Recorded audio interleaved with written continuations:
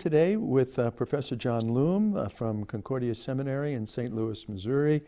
Professor Loum, what is your area that you're teaching here now? Administer the Ethnic Institute of Theology, my primary function and task, and the EIIT. And then I also, since I'm Islamicist in residence, I also deal with issues of Islam, teach Islam and approach to Muslims, which is my niche, and yeah, so that's the humble task to which God has called me to. What is the EIIT, the Ethnic Immigrant Institute of Theology? What is that? Well, as the terminology goes, ethnic means people who come from abroad, although a long time ago the German could be included as an ethnic, but now the recent incoming people, the diversity of immigrants coming from different countries of the world, and usually out of a chaotic situation, war, or maybe political instability. So those are the demographic that moves from other countries, could be Africa, could be Asia, could be Middle East. So that then embodies the whole term ethnic. Okay. Where did you grow up? I am blessed to be, I was born and bred, and my initial stages were in the Gambia. Gambia? Banjul, the Gambia, in West Africa. Banjul. Banjul, B-A-N-J-U-L. J-U-L. Banjul, the Gambia. Correct. How large a city was it? Well, I would say sometimes maybe the size a little bit larger than St. Louis. 300,000? Yeah, they're about 300 or less. And then we have other small towns and villages, but that's Banjul, the Gambia, the capital city. The capital city of the Gambia. Yeah. Did you grow up as a Christian? Was your family Christian? Yeah, but my experience, I went to a Christian school, Methodist school, and we didn't have any Muslim school in those days, hardly any. The primary good educational system were those which were brought by missionaries. So I was blessed to have had Christian education earlier on. Okay. What stories can you tell us about growing up in the Gambia? What was it like to grow up in the Gambia? Well, I love, and it's still part of my DNA, is the communal heritage, the communal sense of belonging to a community. The neighbors are not seen as just a distant people, but they are part of the family.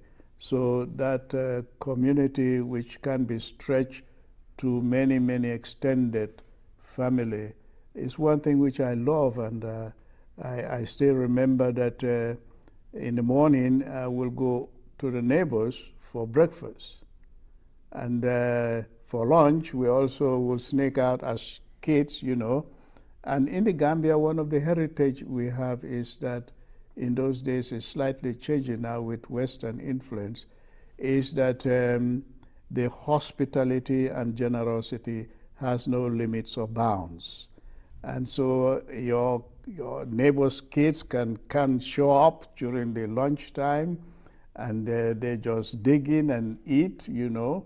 In fact, the cultural phenomena of eating is not like you have your own plate and dish. It was just a big bowl of rice, and the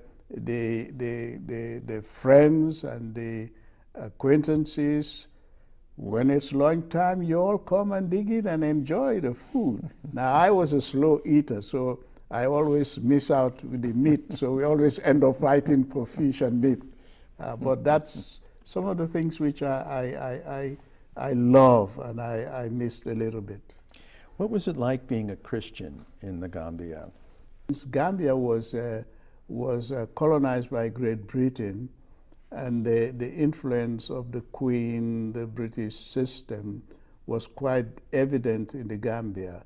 So schools were run mainly by missionaries. We had the Anglicans, we had the Methodists, we have the Roman Catholic. The Roman Catholic were the majority Christian body. And so most of the schools were built and constructed by them. And then the people from Sierra Leone, the Creoles, who were the liberated slaves from America, took back to Africa. Sierra Leone. Some were split between Sierra Leone, Liberia, and they found their way into Nigeria. Now, some of them came to the Gambia, and so they came with that British heritage mentality. And since we had a common government in those days, Sierra Leone, Gambia, Nigeria, but more so Sierra Leone, Gambia, a lot of Sierra Leonean Creoles, intelligentsias, came to the Gambia to run the offices. So that brought in a strong Christian British influence in the Gambia. So that's what I grew up with. Was it difficult to be a Christian in the Gambia, or was it, this is just one other religion? It's just one of the religion. The question is, the time I was growing up, well, I mean, it's fantastic. It's great and wonderful. You couldn't tell any difference between, for good or bad, between Christians and Muslims. We share things in common. Christmas, I can tell you, was celebrated in larger sense by Muslims than Christians. In fact, in those days, all the merriment, the dancing, well, the Muslims were in majority. They have always been a majority. So they participated because we see no difference between them and us. We were so interrelated that you cannot make distinction. What happened to change that?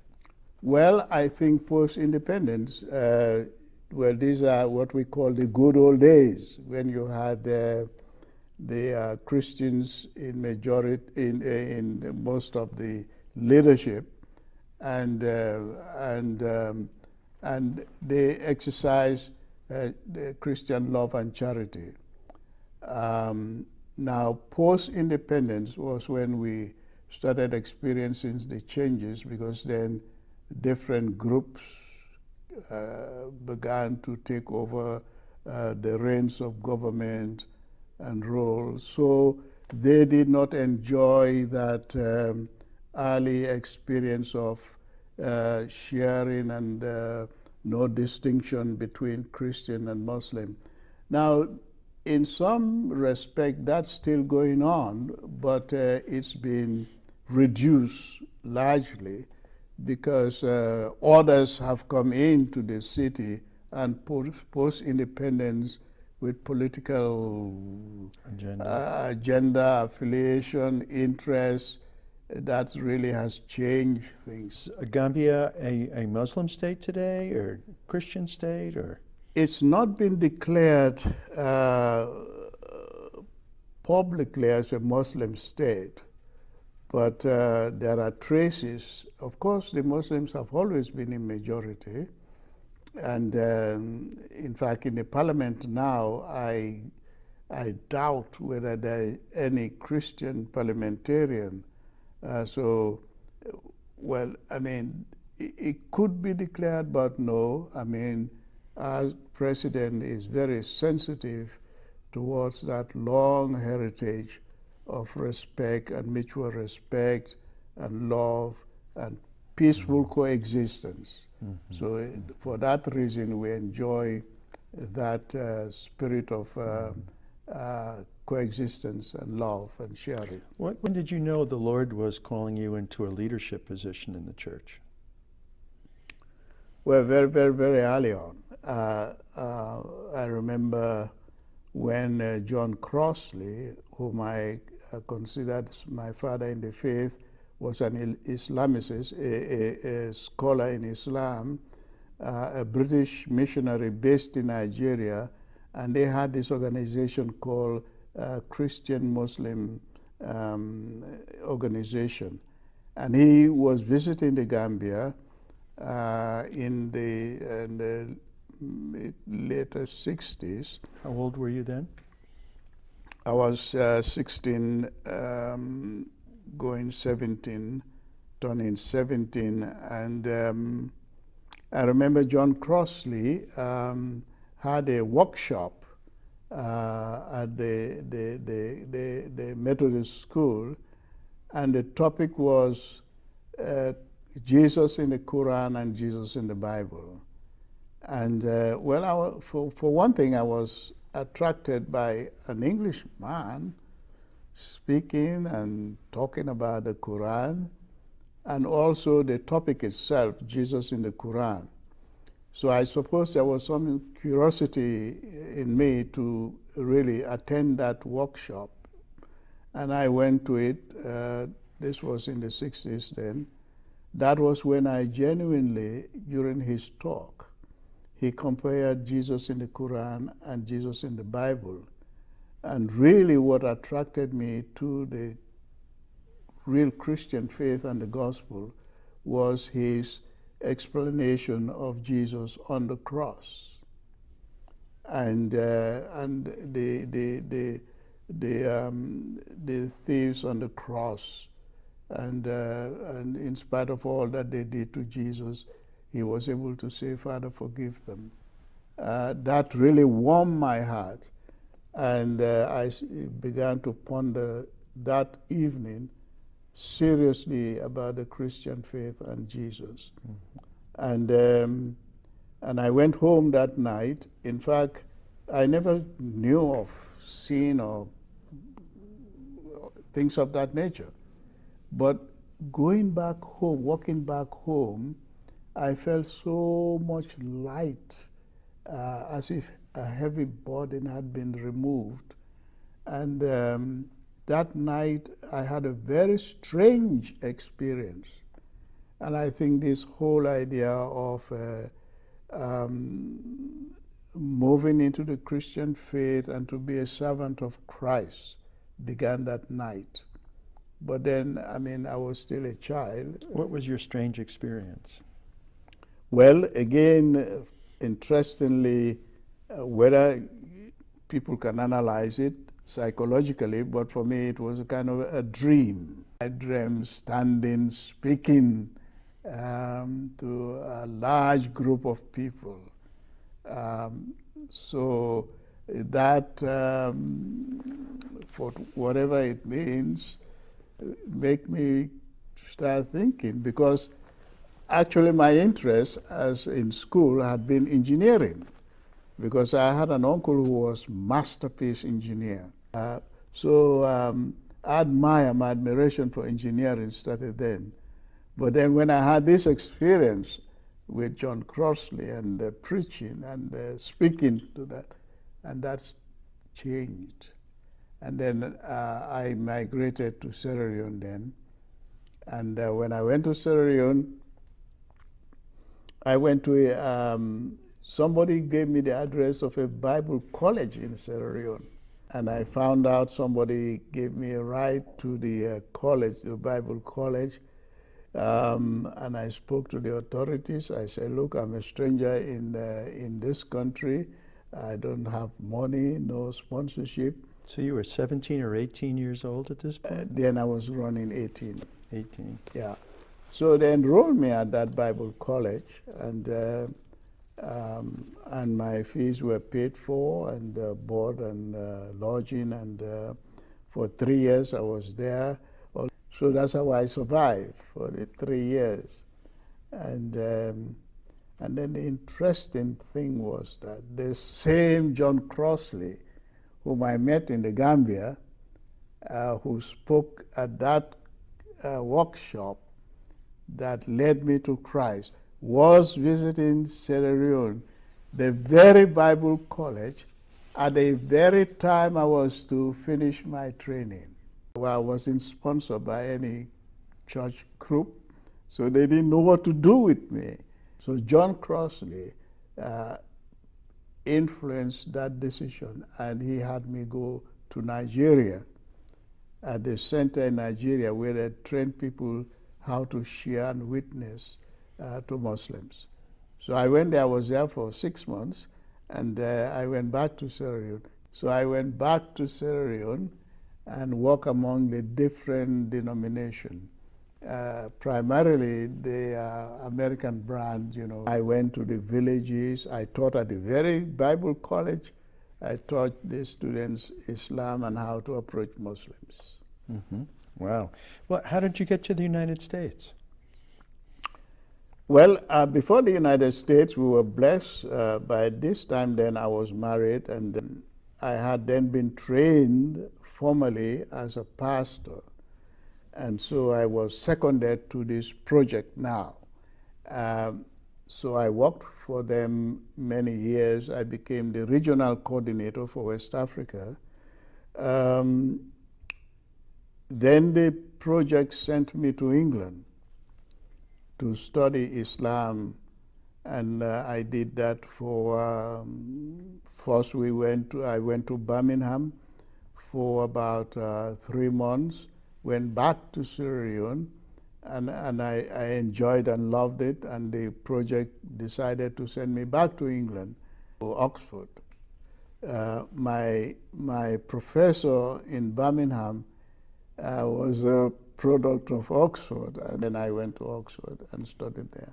And did you get a degree in Oxford? Yeah. What degree did you get there? I got, well, Oxford will give, since you're specializing in Islam, a master's in Islamic studies. Mm-hmm. So I went back to Sierra Leone and continued to work as the regional coordinator for West Africa for this organization, mm-hmm, mm-hmm. sponsored by the Danish Sudan Mission. Then the civil war started in Sierra Leone, mm-hmm. in the early 90s.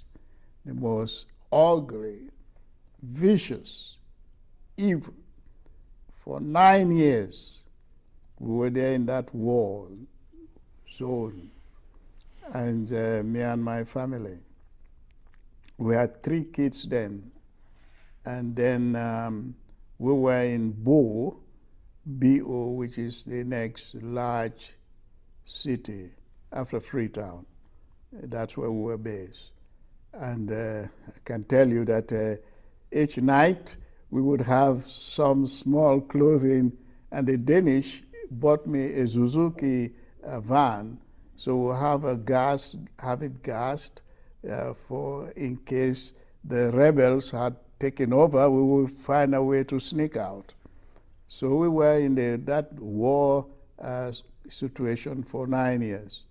Almost at the end of the war was when me and my wife, we felt very tired. But what prompted that was, even though I was not a minister in a parish, but on Sundays, I go around preaching too. So we were coming one evening, Sunday evening, from a preaching exercise, and just about before entering the city of Bo, we were surrounded by these rebel bandits, and I had my kids in the car with me, and they were so terrified.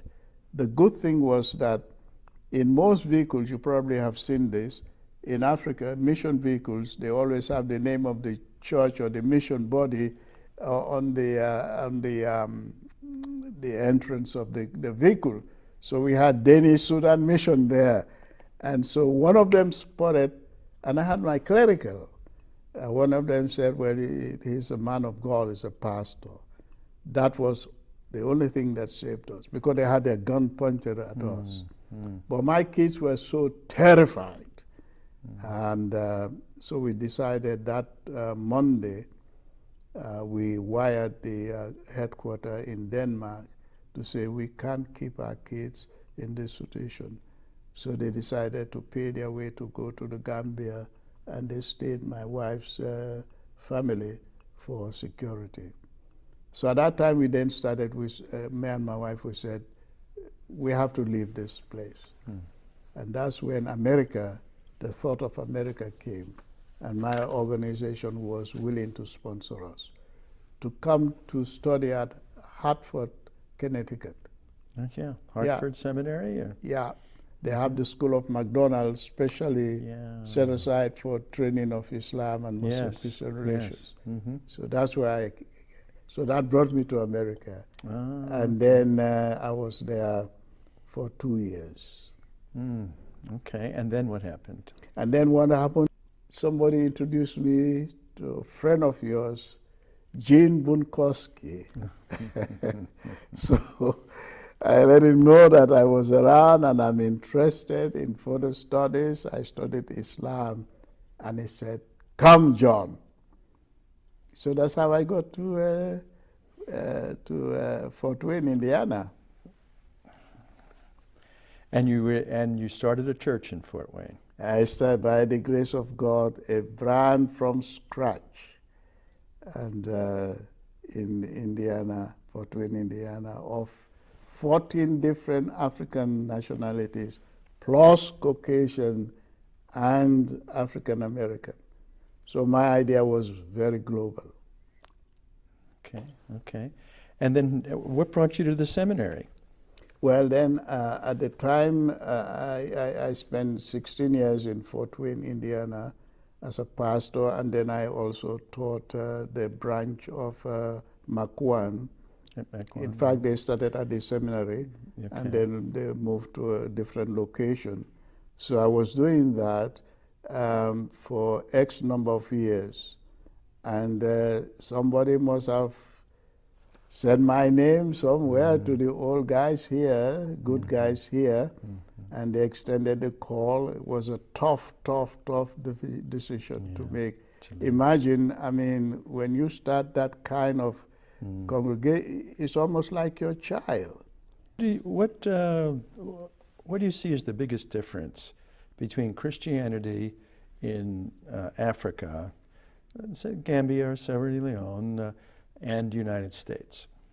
The big difference I see, and maybe America used to be like that, is that the Africans are very mission-driven, anxious to see the gospel being sold, gossip, and reach out. And that's my frustration in the United States among Christians. And I still couldn't lay a hand on the resistance, not so much maybe that's a strong word, but the reluctance of letting Christ be known and shared. And again, that's why I use the word context. It's different. For us, we are very communal and open, and whereas the culture here is private, and you have to be careful not to offend others.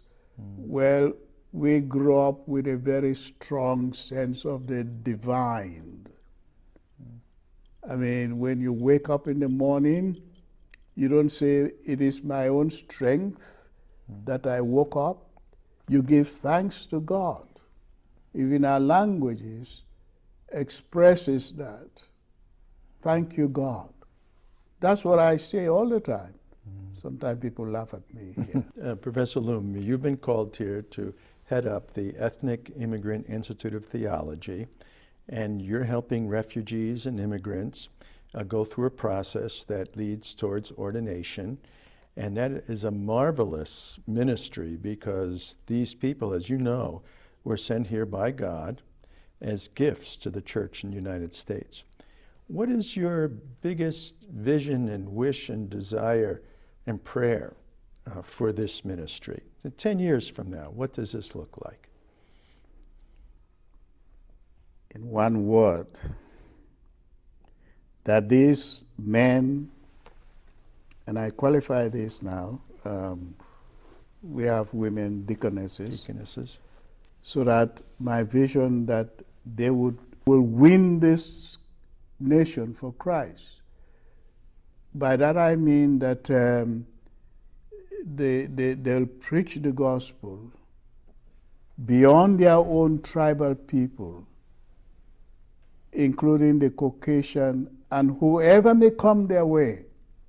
That is my prayer and my vision for these men and women, that Christ, just as we come with it back home, you see, you don't leave your religion back at your house in Africa.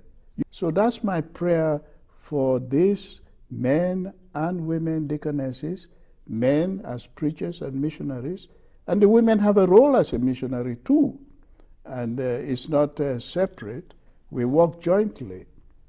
Secondly, that they be strong in God's word so that they're able to articulate it within their own context.